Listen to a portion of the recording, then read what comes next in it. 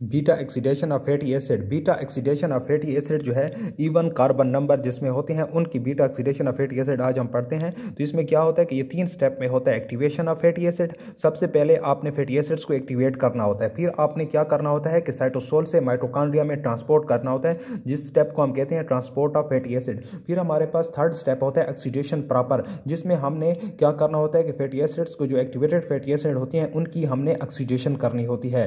तो ये 3 step process है। तो हमने इवन कार्बन नंबर लेने हैं, इवन कार्बन नंबर। अब हमारे पास क्या होता है कि फैटी एसिड है तो फैटी एसिड्स की एक्टिवेशन करते हैं। तो फैटी एसिड्स की एक्टिवेशन के लिए क्या होता है कि हमारे पास थायोकिनेज एंजाइम्स जिसका दूसरा नाम असेल कोएंजाइम सिंथेटेज होता है उसकी जरूरत होती है। और ये क्या करता है कि फैटी एसिड्स को असेल कोएंजाइम्स ए में कन्वर्ट करता है।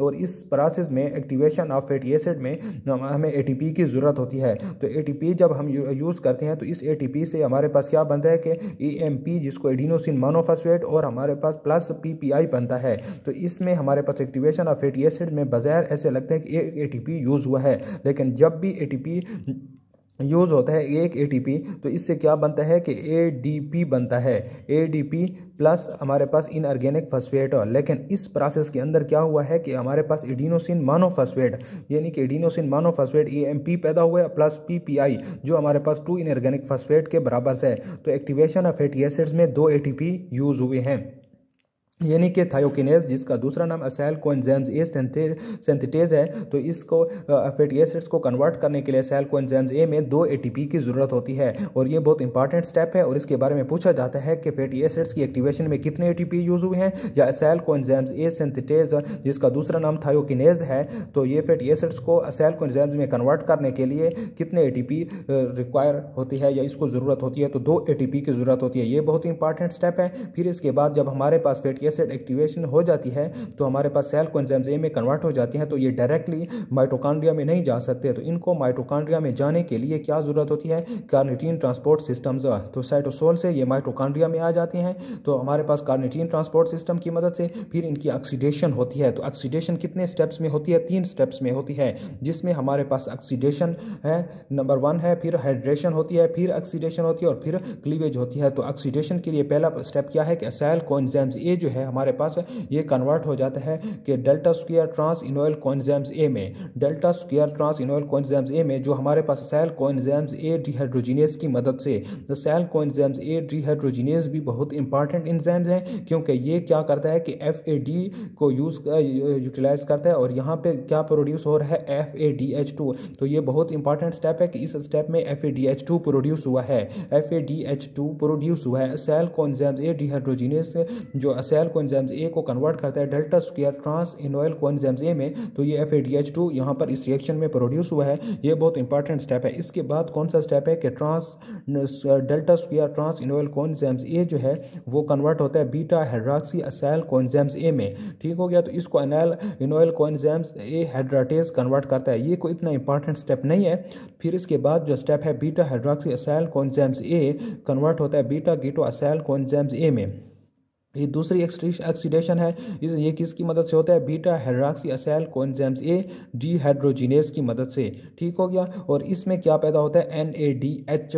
ये बहुत इंपॉर्टेंट है कि यहाँ पर NADH प्रोड्यूस हुआ है और यहाँ पर FADH2 प्रोड्यूस हुआ है और इसमें क्या हुआ है 2 ATP प्रोड्यूस हुए हैं, ये याद रखने हैं। फिर क्या होता है कि बीटा कीटो असेल कोएंजाइम्स ए पे MCQs आता है कि इसको आपके पास थायोलेज की मदद से ये किस चीज़ में कन्वर्ट हो जाता है या स्प्लिट हो जाता है। तो असेल कोएंजाइम्स ए में प्लस एसिटाइल कोएंजाइम्स ए में, यानी 2 में असेल कोएंजाइम्स ए में प्लस एसिटाइल कोएंजाइम्स ए में। ये 2 कार्बन के मॉलिक्यूल्स हैं, 2 कार्बन, इसमें भी 2 कार्बन है, इसमें भी 2 कार्बन है। ठीक हो गया, यानी इक्वली आए हुए हैं, इसलिए इवन कार्बन नंबर, यानी लास्ट में जो भी होंगे कि इसमें भी 2 इसमें भी 2, अगर यहाँ पर 2 और यहाँ पर 3 आ गए तो फिर क्या होगा उसके बारे में, वो फिर हमारे पास 8 कार्बन नंबर मॉलिक्यूल होगा। ठीक हो गया, तो ये फैटी एसिड में ये स्टेप बहुत इंपॉर्टेंट है जिसमें हमारे पास सेल कोएंजाइम्स ए सिंथेटेज का ज़्यादातर पूछा जाता है क्योंकि थायोकिनेज के बारे में तो पता चल जाता है, लेकिन फिर सेल कोएंजाइम्स ए सिंथेटेज जो दूसरा नाम है इसका लोगों को इसका पता नहीं होता कि इसमें क्या होता है कि इसमें ये 2 ATP यूज़ करता है फैटी एसिड्स को कन्वर्ट करने के लिए सेल कोएंजाइम्स ए में।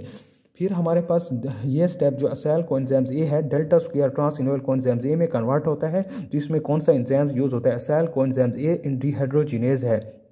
ठीक। और इसमें क्या होता है कि FADH2 में कन्वर्ट हो जाता है, ये बहुत इंपॉर्टेंट है। ठीक हो गया।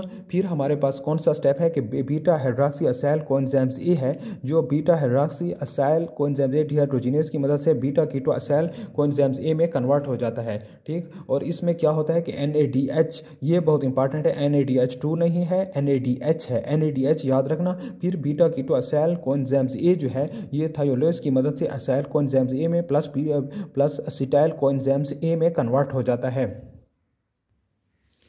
कार्निटीन शटल किस तरह काम करती है कि कार्निटीन शटल का क्या वर्क करती है, ये असाइल कोएंजाइम्स ए को साइटोसोल से माइटोकॉन्ड्रिया में लाती है।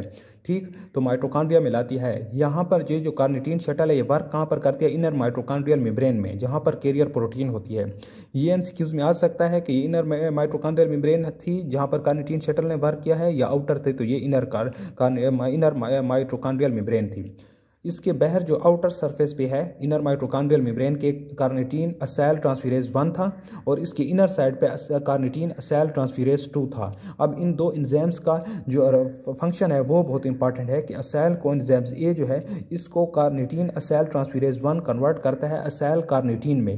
ये बहुत इंपॉर्टेंट है कि असाइल कोएंजाइम्स ए को कार्निटीन असाइल ट्रांसफेरेज 1 कन्वर्ट करता है असाइल कार्निटीन में।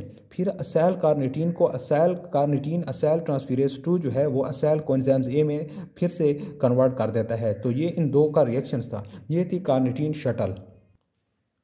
अब जो हमारे पास बीटा ऑक्सीडेशन, अगर हम किसी भी इवन कार्बन नंबर जो है जिसमें इवन कार्बन नंबर होते हैं उसकी हम अगर बीटा ऑक्सीडेशन करेंगे तो उससे कितने ATP प्रोड्यूस होंगे वो देखने हैं। ठीक हो गया। तो हमने क्या किया कि पाल्मेटिक एसिड लिया जिसमें 16 कार्बन होते हैं। तो अब इसमें हमारे पास नंबर ऑफ एसिटाइल कोएंजाइम्स ए कितने प्रोड्यूस हुए हैं हमने ये देखना है। जो हमारे पास जब इसकी बीटा ऑक्सीडेशन करेंगे इससे NADH कितने प्रोड्यूस हुए और इससे FADH2 कितने प्रोड्यूस हुए। और ठीक हो गया। तो ये हम देखेंगे तीन चीज़ें। पहले जो हमारे पास 16 कार्बन नंबर हैं, 16 कार्बन जो इसमें यूज़ हुए हैं पाल्मेटिक एसिड में हैं, तो इससे हमारे पास नंबर ऑफ एसिटाइल कोएंजाइम्स ये कितने प्रोड्यूस हुए हैं। इसके लिए हमारे पास number of carbon divided by 2 से हम ये फार्मूला यूज़ करेंगे, और इसमें is equal to 16 divided by 2।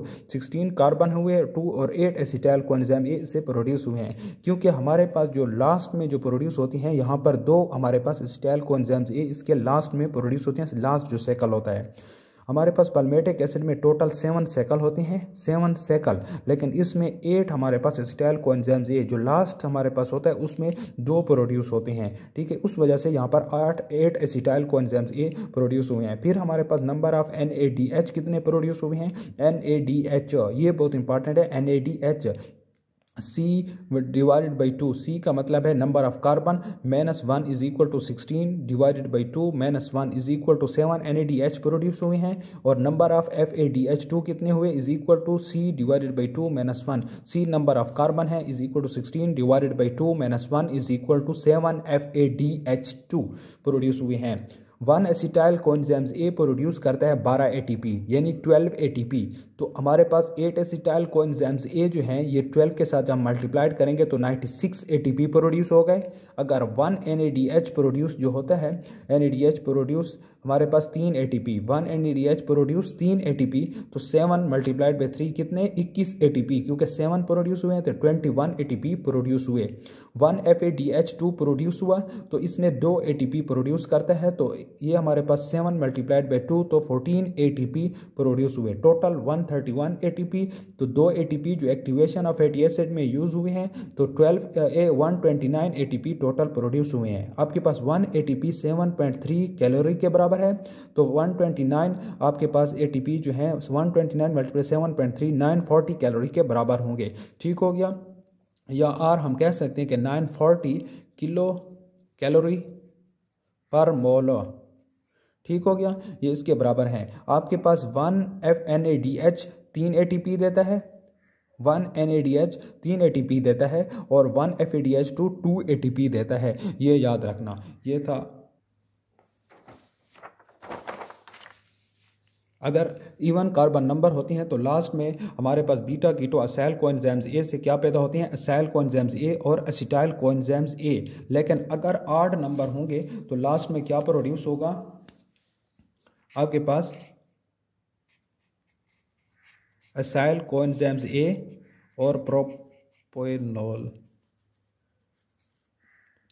Coenzymes ये प्रोड्यूस हो जाएंगे। ठीक हो गया। असेल, ये आपके पास 2 कार्बन 2 कार्बन इसमें होते हैं और इसमें 3 कार्बन होते हैं।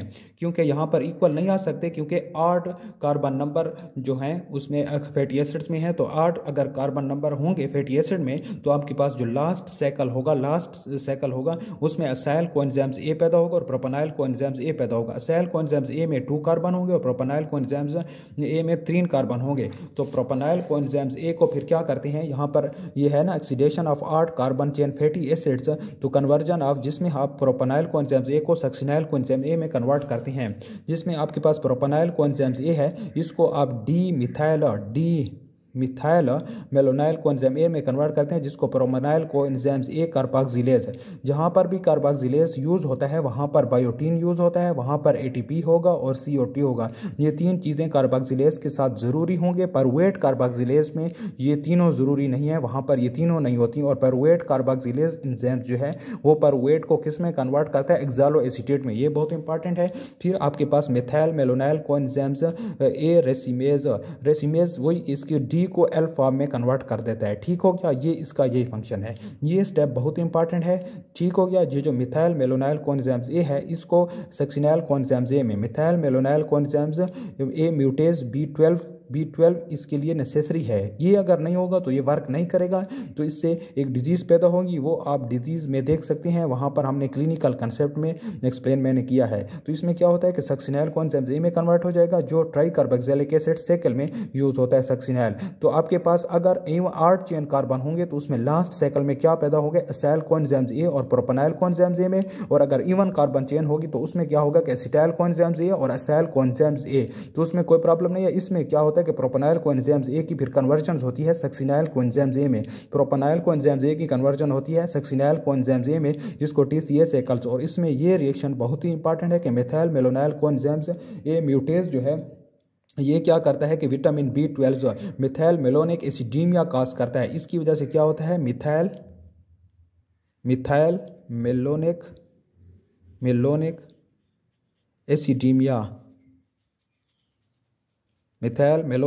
एसिडीमिया काज करता है।